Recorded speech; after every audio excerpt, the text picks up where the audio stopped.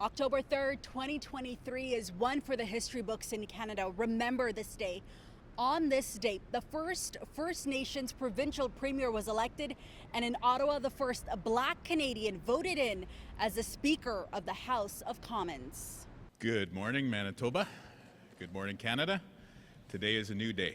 Incoming Manitoba Premier Wap Kinew has already left a mark. My dear, sweet Manitoba, look at what we have done here tonight.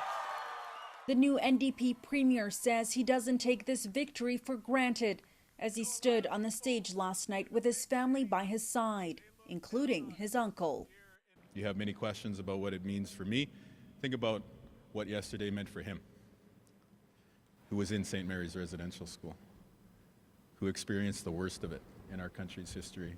Harry Bellegarde, a First Nations advocate and politician, says this will change politics in the country. As First Nations people, we didn't get the right to vote till 1961.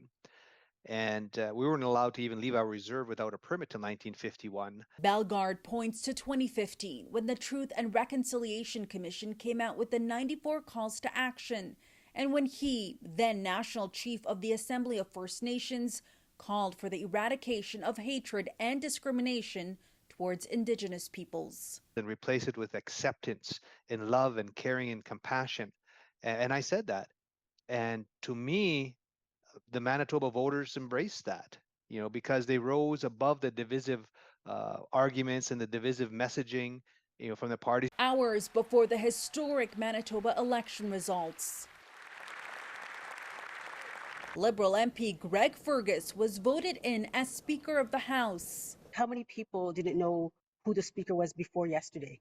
Now, almost everybody in our community knows who the Speaker is and what the Speaker does. And that is a first step to be more civically engaged and getting our voices heard across the country. Operation Black Vote just happened to have a fellowship of Black Canadian youth in Parliament, and they got to watch the MP for the Quebec riding of Hull-Almer take his new seat in the chamber. I witnessed history. I witnessed the first Black Speaker of the House of Commons for Canada.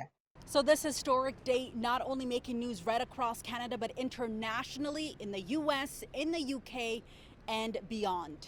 In Toronto, I'm Faiza Amin for City News.